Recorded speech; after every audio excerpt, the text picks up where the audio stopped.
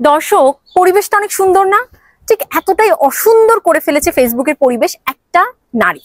সে কে আপনারা সবাই জানেন। অন্যের জন্য যে খোঁড়া গর্ত, সেখানে নিজেকেই আলটিমেটলি পড়তে হয়। হয়তো এটা আমি বলছি না, ইতিহাস তাই বলে। এই নারীরও সেই অবস্থা হয়েছে। ফ্লপ তালিকার খাতায় তো নাম বসিয়েইছে, তার সিনেমা তো ফ্লপ, সেটা সবাই জেনে গেছি আমরা কালবেলার মাধ্যমে। তো ওই ব্যাপারে পরে আসি। তার আগে আসি যে শাকিব খানের কোনো একটা মুভি আসা মাত্রই বা আসার পূর্ব মুহূর্তে তার মনে হয় যে খোলামেলা আড্ডা নিয়ে এসে বসবে। আসলে খোলামেলার নামে যে পায়তারা করে বসে, যে স্ক্রিপ্টেড গল্প নিয়ে তিনি বারংবার সামনে আসে শাকিব খানকে হেয় করবার জন্য, আর তার সাথে যোগ সাজস করে সেই বেসরকারি টিভি চ্যানেলগুলো লেগে পড়ে শাকিব খানকে হেয় করবার জন্য। কারণ ওই যে শাকিব খানের তো আসলে তেল মারার স্বভাব নেই ভাই, তাই জন্য তার পিছে এরা পড়েই থাকে। তো যাই হোক, একটা স্ক্রিপ্টেড গল্প হয়েছে, কিন্তু আমার মনে হয় তারা না নিচের কমেন্ট সেকশনটা চেক করে না, যে বাংলাদেশের মানুষ, সাধারণ দর্শক যারা নিজের পকেটের টিকিট কেটে শাকিব খানের মুভি দেখতে যাবে, তারা আর বোকা নেই। তাদেরকে বোকা ভাবাটা নিজের বোকামো। ওখানে কমেন্টে একটু চেক করে দেখবেন, আপনারা অবশ্যই বুঝতে পারবেন। ঠিক আছে, কালবেলার পুরো নিউজে মানে আমরা তো ব্যাপক খুশি যে কালবেলা আমাদের মুখে মুখে বলতে হয়নি ভাই যে দেয়ালের দেশ না কিসের দেশ সেটাকে নামিয়ে নেওয়া হয়েছে, ফ্লপের তালিকায় নাম দেওয়া হয়েছে এবং নায়িকাকে ফ্লপের তালিকায় ফেলানো হয়েছে। এটা কালবেলা বলেছে, আমরা বলছি না। কিন্তু আসলে সত্যটা চাপা থাকে না, সত্য তো আলটিমেটলি বের হয়েই আসবে।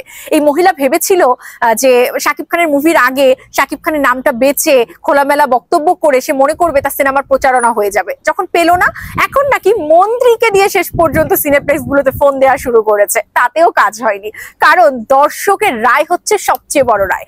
দর্শক রায় দিয়েছে রাজকুমারকে। দর্শক চায় রাজকুমারের শো বাড়ানো হোক, দর্শক চায় ফ্যামিলি নিয়ে পারিবারিক সিনেমা, অসাধারণ মায়ের গল্প, দেশের সিনেমা বলুন, রাজকুমারকে দেখতে চায়। শাকিব খানকে 2 ঘন্টা ধরে অনবদ্যভাবে দেখতে চায়, শাকিব খানের অভিনয়ে বুথ থাকতে চায়। তো তাদেরকে আপনি কি করে অন্য কোনো সিনেমা দেখাবেন? সম্ভব না তো। আর সিনেপ্লেক্সদেরকে বলবো, আলটিমেটলি তারা তো আসলে প্রফিটটাই বোঝে ভাই, যেটা দিয়ে তাদের প্রফিট আসবে সেটাই তারা টাঙিয়ে রাখবে, এটাই তো স্বাভাবিক। থ্যাংক ইউ সো মাচ কালবেলা এন্টারটেইনমেন্টের শিবলি ভাই, আমি তাকে অত্যন্ত রেসপেক্ট করি। তিনি দারাজ কণ্ঠে এত সুন্দর করে প্রেজেন্ট করেন বস্তুনিষ্ঠ কন্টেন্ট। আমি খুবই সাধুবাদ জানাই শিবলি ভাইকে, এবং আশা করি যে যারা ভুলের মধ্যে ছিলেন তারা ভুল থেকে বেরিয়ে আসুন, সঠিক পথে আসুন, রাজকুমারের সাথে আসুন। কারণ আমাদের সুপারস্টার মেগাস্টার সাথে হিমেল আশরাফ এবং আরশাদ আদনান যে অসাধারণ একটি মুভি রাজকুমার দিয়েছে না, এই রাজকুমার 10 বছর পরে হলেও দেখবেন আমাদের দেশকে প্রতিনিধিত্ব করবে। ইন্টারন্যাশনালি যদি কোনো ছবি নিজের দেশকে রিপ্রেজেন্ট করতে পারে, সেটা একমাত্র রাজকুমার। এবং এই রাজকুমারে হিমেল আশরাফকে স্যালুট জানাই যে তিনি শাকিব খানকে যেভাবে তুলে ধরেছেন, একজন অভিনেতা শাকিব খানকে আমরা দেখতে পেয়েছি। তিনি তাকে ভেঙে কি যে একটা অবয়বে নিজেকে উপস্থাপন করেছেন। যারা ক্রিটিক আছে তারাও আজ শাকিব খানের অভিনয়ের প্রশংসা করছে, তারাও আজ হিমেল আশরাফের ডিরেকশনের প্রশংসা করছে। তো আলটিমেটলি ওভারসিজ মার্কেটে কিন্তু 19 তারিখ থেকেই রাজকুমারের যাত্রা শুরু হবে।